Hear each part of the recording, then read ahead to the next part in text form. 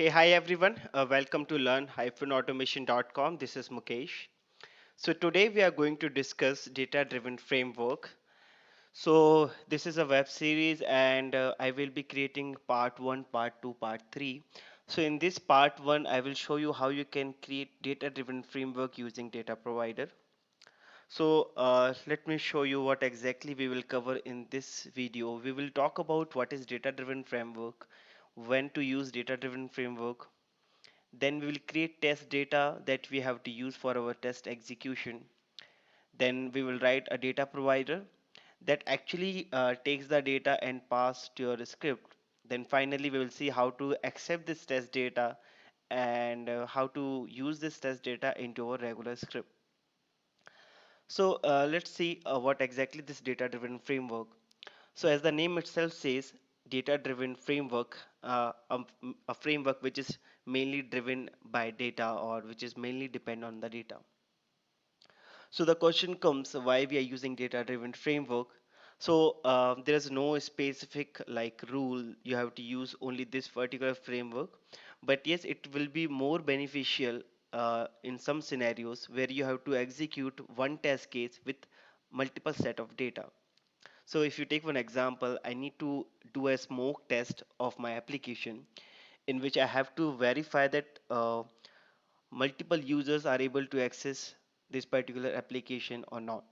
So let's say if my application having 50 users, let's say operational guy, admin, sales, CEO, and general users and guest users. So I need to simply verify whether all the users are able to log in with their credentials or not. So what we will do, we will not create 50 script for 50 users. We will create one script and that script will be uh, getting the data from either Excel sheet or CSV file and it will run number of time depends on the data. So now if I say if I have 30 records, then my script will run 30 times. But if I have 10 records, my script will run automatically 10 times. So it's totally dependent on the data. I will show you how you can configure this data driven framework. And so let's start with the basic one using data provider. And in this part one, I will show you how you can create data driven using 2D array. So let me open Eclipse. So this is our Eclipse and this is the project that we previously configured. So if we have not configured this project, then you can refer the previous videos that I shared. So directly I will start creating a new package here and package name I will give data driven testing. And here I will create a small Java class and this class name I will give WordPress login.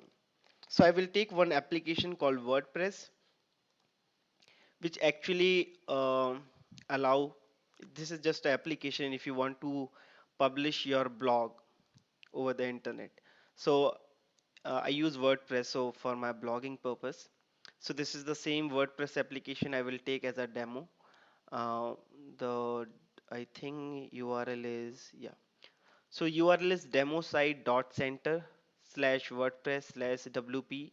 WP means WordPress login dot PHP. So this is this username, password, and click on login button.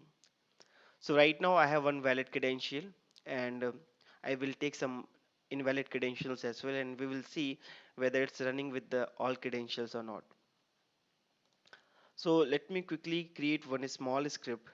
So I will take public void login to WordPress. This is the test case name. I will surround with this annotation test and I will import this test that is coming from testng, and here I will write my test. So I will take web driver equal to Firefox driver. Let me import this web driver. Let me import this Firefox driver. Now I will maximize it. So driver dot manage. So if you know this how to write the script, then you can simply um, move this video to the next level and you can directly start implementing data provider. Let me show you from the starting so you will not find any issue. And I will use driver.get. I will pass this credential, this URL. And as a safer side, I will use timeout as well. So I will say driver.manage.timeout.implicit wait, and I will give implicit wait of 20 seconds.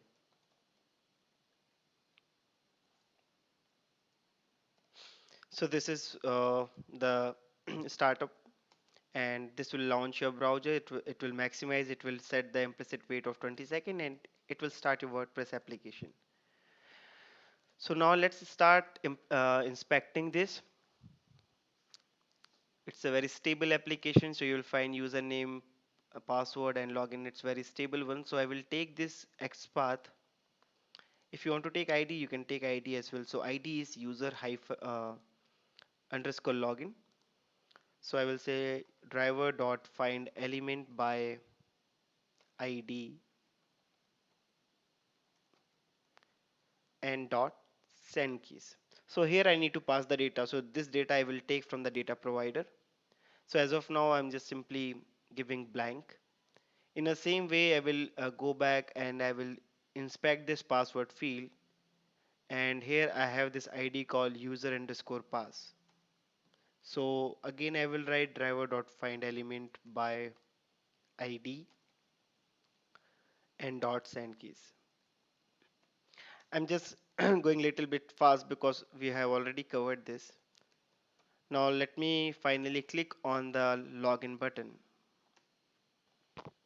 So this XPath I will take from application. So if you want to take ID again, you can take, because ID is very stable here. WP WordPress hyphen submit. I will take XPath. So this is our regular script that we are doing from day 3. So here we need to now create one data provider that actually implement the data driven feature here. So simply create one method that start with public, and return type should be object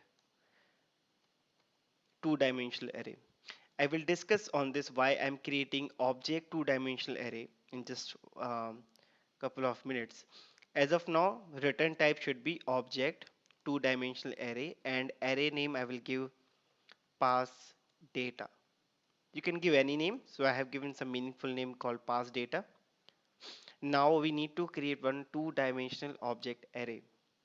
So this is how we create array in Java. First, data type. So data type, right now I'm taking object, because if I create a string type of array, it will only accept the string type of value, right?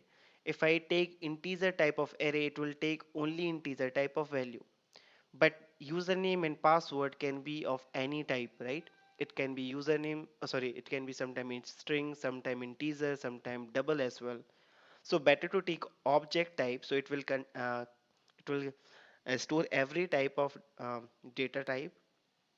And array name I will specify arr, or let's say data equal to new object o cap. And here I need to specify how many rows we have and how many columns. So I will take 3 row and 2 columns. So right now we simply created one array that is type of object type, which contains 3 rows and 2 columns. So how does it looks in memory? I will show you with the help of one paint. So in memory it will create one two-dimensional array which will contain 3 rows. So first row, second row, and third row, which contains 2 columns. So this column, you can assume as of now it's username, and this column will be password. So right now this is what we have done. We have declared one array which has 3 rows and 2 columns. So now let's start inserting the data. So I will say data. So this is how we insert data in array. So if you're not familiar with how to create array, how to initialize the array, right, and how to get the data, then maybe you just have a look on array concept in Java. As of now, I will give you a small introduction how you can insert the value. So if I say 0, 0, it means in two-dimensional array whose name is data, in the 0th row, 0th column, add the credential as admin1. So what it will do, it will go and insert admin1 here in the memory. Sorry.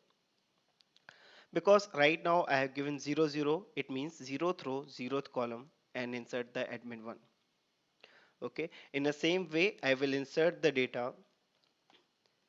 0th row means row is still same, but column will change to 1 and password I will give demo1. So whenever you specify in this format internally in memory, it will store your data in this format.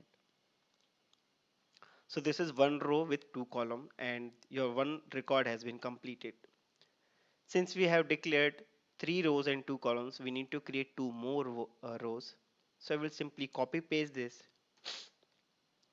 and this time I will not change the column because column will be fixed, row will change. So this time I will say data 10, data 11. It means second row, first column, second row, second column. Now here I will give the actual credentials, that is demo123. So let me show you this application login with admin, and if I give the password demo123 and if I hit enter, it will log into this application. So in the second set of record, I will provide the actual login credentials. Sorry. So I will log out and I will log in again. This application having some issue. So one time if you click on logout, it will not log out. So maybe you have to do this 2-3 times. So in the second record, we have given the exact username and password. So let's create one more dummy invalid record. So that will be our row 3. But in terms of index, you need to specify 2 because index will start with 0. So if we say 2, it means third row. And I will say this to admin2 and demo1, 2, 3, 4. So right now our data is ready. We have initialized our array. Sorry, we have declared this and this is the initialization part. So declaration done, initialization done. Now we need to pass this data.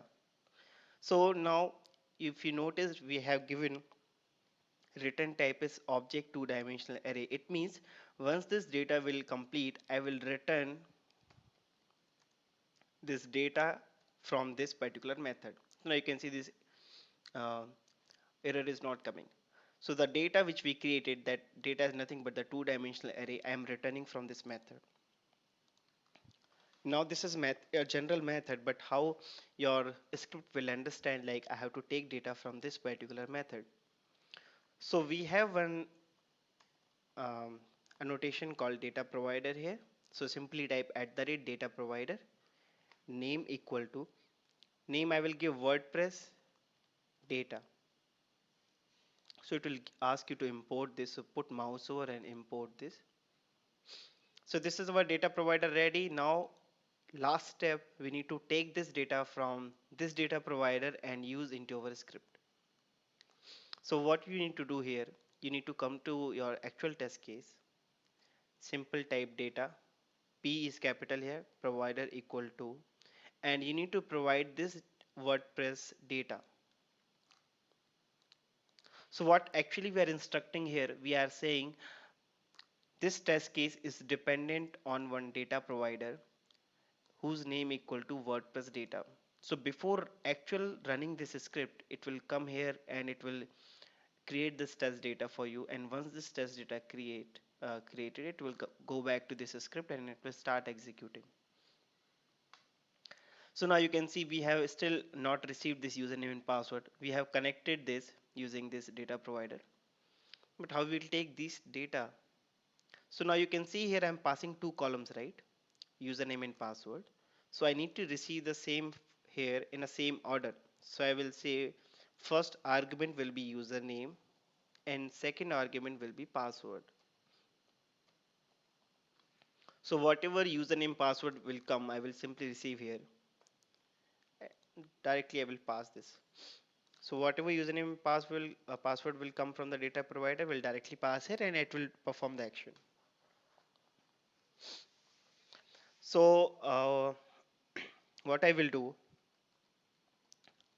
after entering username password, click on login. I will try to print the title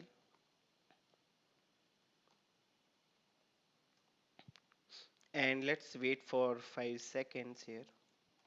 Thread dot sleep 5000. It will throw exception, so say as of now throws.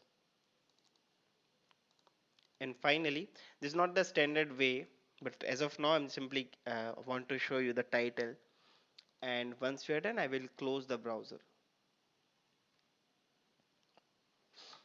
Okay, so now we can analyze the output. So I will tell you how it works. So once you right click and run this, what it will do, it will simply go to this test case and it will check this is dependent on one data provider, and the data provider is name is WordPress data. So it will simply come here and it will check for the data provider which contains the name is WordPress data. So it will found this and it will declare this two-dimensional array with three records and two columns. It will get ready with this test data and it will return this data to this data provider. So how it will do, it will traverse each and every record. So it will run this script with first set of data, that is nothing but this admin1 and demo1. So once this script will complete, again it will run and this time it will take the next set of data, that is nothing but the admin demo1 to 3, and it will again do the same activity. Once it is done, again it will check the data provider whether it contains one more row. If yes, then it will process with this set of data and it will run your script 3 times, and again it will come here, it will check now no more records found, so it will simply complete your test execution. So ultimately if you have in 10 records it will run 10 times, if you have 50 it will run 50 times, so totally depends on the data. So let me run this, then I will show you why we need Excel sheet, why we are not going in this way. So let's run this. And guys, I have not implemented a reporting feature here. That's I will keep up to you how you want to implement this reporting feature here. So as of now, just run this and run as testng test. And I like this feature of testng. It will show you the live data. So you will get console. Sorry. So console is showing that one XML is running, and here it will show you like which set of data is getting processed this time. So this is the logger warning. You can avoid this. You can say this has been started. It will give admin1 and demo1. So this is invalid, right? So it will simply wait 5 seconds and it will quit. And you can see since we are not able to log in, it says WordPress demo install login, and if you go here, one set of record has been completed, that is admin1 and demo1. Now it is starting with another set of record, that is the actual admin demo1 to 3, and this time it will log in because we have given the valid credentials. Okay, it will get the title called dashboard and it will close the browser. Okay, and you can see this title, and if you see second time it has executed with second set of data, that is admin demo1 to 3. Now the last one.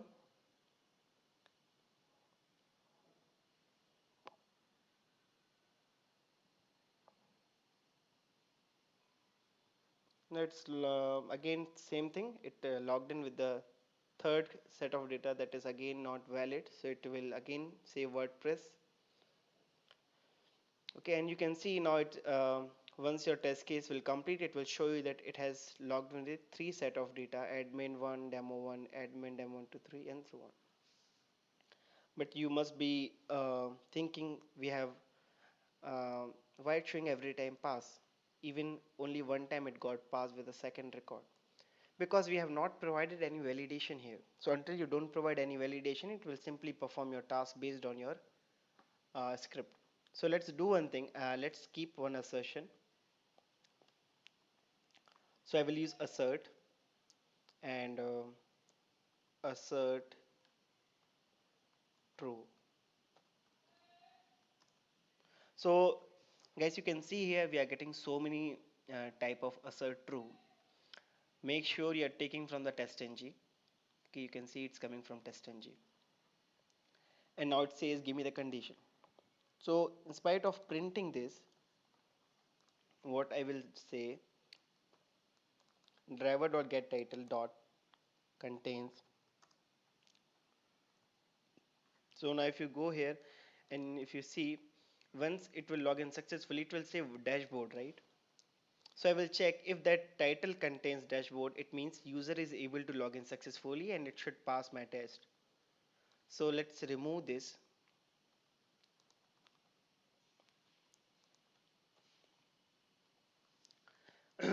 And one more thing, uh, if your assertion will fail, so let's say we have given two more records, and in that case definitely it will not get this title, so it will fail, so it will not close your browser, right?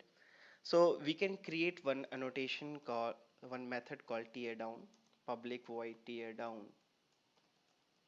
So what it does, it will simply run this after every test. So I will use one annotation called after method, and I will import this from testng. I will say driver.quit.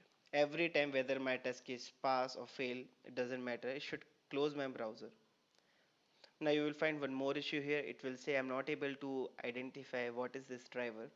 And the reason is we have given driver here only. So it is bounded to this particular boundary, right? So what you can do, you can create this as a global variable. And guys, please delete from here, otherwise it will give you null pointer exception. So only on top means class level, this is called global variable. I have declared one variable driver, and the same driver I will be using here. And whether my test case pass or fail, it will always execute this particular method called tear down, and it will close my browser.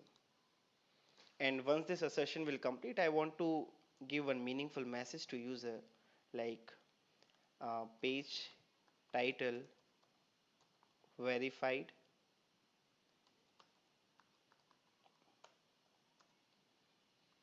user is able to log in successfully. And there's one feature of assert true here. If you put comma and double quotes, whatever statement you will give, it will only appear if this assertion will fail to log in. Let me complete this, then I will show you. Invalid credentials. So what it means, it will try to get the title and it will search for dashboard. In case if it is not coming, then definitely our test will fail. So if our test case fail, it will give this meaningful message like user is not able to log in, invalid credentials. So this statement will only appear if test case fail, but if this test case pass, so if the title content dashboard, it will successfully navigate to the next statement, that is line number 40, and it will say page title verified, user is able to log in successfully. So let's run this and analyze the behavior again. So simply right click, run as testng test. So this is the actual test with validation. So until you don't keep validation in your test case, your test case, you can say it's not effective. It's simply doing some activity and it's simply completing your task. But we should keep some validation. So this is the one validation that we have given today. It will hardly take 3 minutes. It will simply log in with admin1, password1. So now if you go back to Eclipse, you will see here it will print this.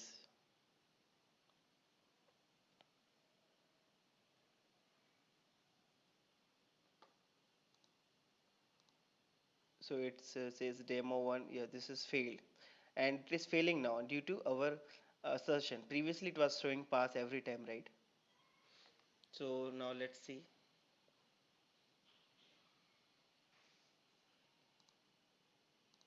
and you can see here if I simply click here, it's giving me this message: user is not able to log in, invalid credential.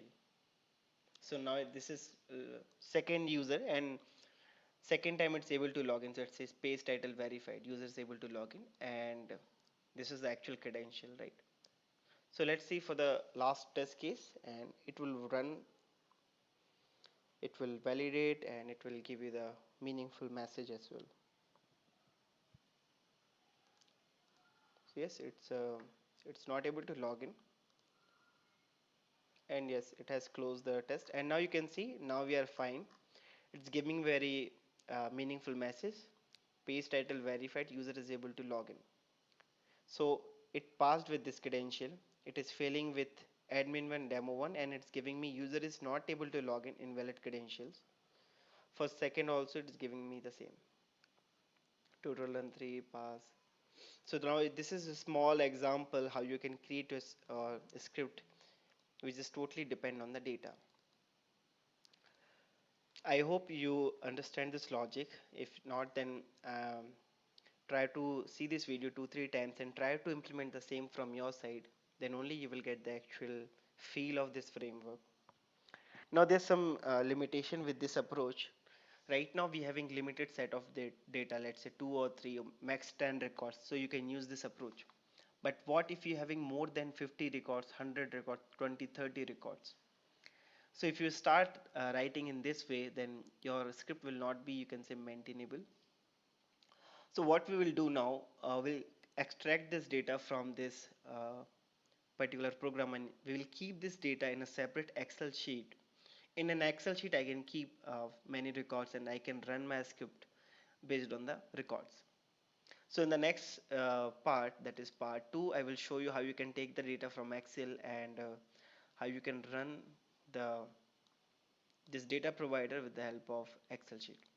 And before moving to part 2, if you are not familiar with how to read the data from Excel sheet, then I will recommend you just visit the previous video in which I have described how to read Excel using Apache POI and how to create libraries as well, because I will be using the same libraries that we created earlier.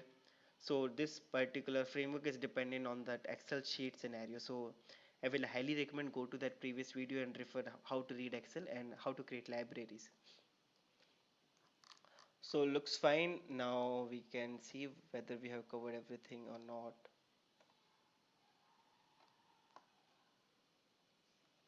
So this is what was the agenda. Yes, data driven framework, when to use, create test data, use 2D array, and pass the data to the script. And yes, so if you have any doubt, you can send me an email. I will reply as soon as possible. Thanks for watching this video. Have a nice day. Bye bye.